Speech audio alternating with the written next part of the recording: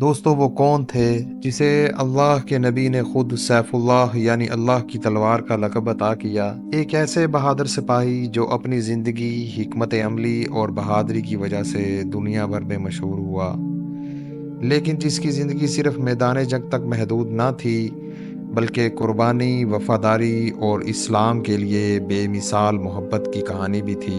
دوستو ہم بات کریں گے حضرت خالد بن ولید رضی اللہ تعالیٰ عنہ کی۔ اس سے پہلے کہ ہم حضرت خالد بن ولید کی کہانی کو سنیں، آپ میرے چینل جہان دیدہ کو سبسکرائب کریں۔ دوستو حضرت خالد بن ولید کا تعلق قریش کے مشہور خاندان بنو مخزوم سے تھا۔ یہ وہ خاندان تھا جو جنگی مہارت کے لیے جانا جاتا تھا اور حضرت خالد کی پیدائش بھی اسی ماحول میں ہوئی۔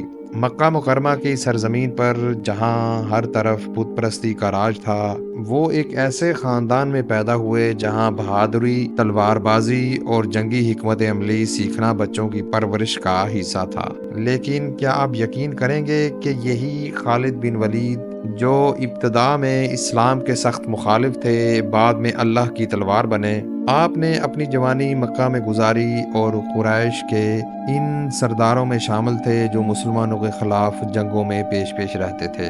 غزوہ احد میں مسلمانوں کی شکست میں ان کا کردار کوئی معمولی نہیں تھا، لیکن یہ سوچنے کی بات ہے آخر وہ کون سی بات تھی جس نے خالد بن ولید جیسے مضبوط جنگجو کے دل کو بدل دیا؟ جب مکے کی گلیوں میں اسلام کا پیغام گونجنے لگا تو خالد بن ولید نے اسلام کی سچائی کو جاننے کی کوشش کی۔ انہوں نے غور کیا کہ نبی کریم صلی اللہ علیہ وسلم کے اخلاق اور مسلمانوں کا طرز زندگی ان تمام جھوٹے خداؤں سے بہت مختلف ہے جنہیں قریش پوجتے تھے۔ ایک دن انہوں نے فیصلہ کیا اب وقت آ گیا ہے کہ وہ اس دین کو قبول کریں جو حق ہے۔ 8 ہجری میں حضرت خالد بن ولید رضی اللہ تعالی عنہ مدینہ پہنچے اور نبی کریم صلی اللہ علیہ وسلم کے سامنے اسلام قبول کیا۔ دوستو آپ صلی اللہ علیہ وسلم نے انہیں نہ صرف معاف کیا بلکہ خوش آمدید کہا اور ان کی جنگی صلاحیتوں کو اسلام کی خدمت کے لیے استعمال کیا۔ کیا آپ جانتے ہیں کہ ان کے اسلام قبول کرنے کے بعد پہلا موقع کون سا تھا جب انہوں نے اپنی بہادری دکھائی؟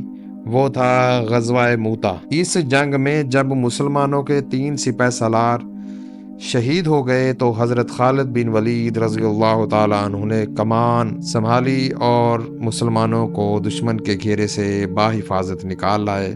نبی کریم صلی اللہ علیہ وسلم نے ان کی اس جرت پر انہیں سیف اللہ کا لقب دیا۔ اسلام قبول کرنے کے بعد حضرت خالد بن ولید رضی اللہ تعالیٰ عنہ نے اپنی زندگی اسلام کے لیے وقف کر دی۔ انہوں نے اپنی پرانی زندگی کے تمام عیش و عشرت کو ترک کیا اور اسلام کے دشمنوں کے خلاف جنگوں میں بے خوفی کے ساتھ حصہ لیا۔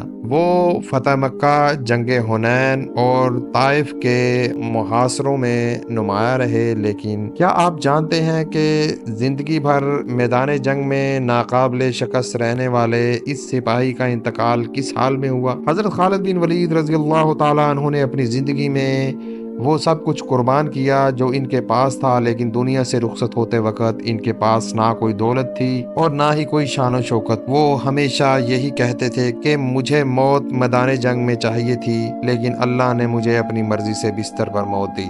ان کی زندگی سے ہمیں سبق ملتا ہے کہ دین کے لیے قربانی دینے والے لوگ کبھی نہیں ہارتے، وہ اپنی آخرت کے لیے ہمیشہ جیت جاتے ہیں۔ اور یہ سوچنے کا مقام ہے کیا ہم اپنی زندگی میں دین کے لیے اتنی محبت اور قربانی دینے کے لیے تیار ہیں؟ اگر آپ کو حضرت خالد بن ولید رضی اللہ تعالیٰ عنہ کی کہانی پسند آئی ہے تو دوستو میرے چینل جہان دیدہ کو سبسکرائب کریں اور صحابہ کی محبت میں اپنے دل کو لبریز کریں۔ شکریہ۔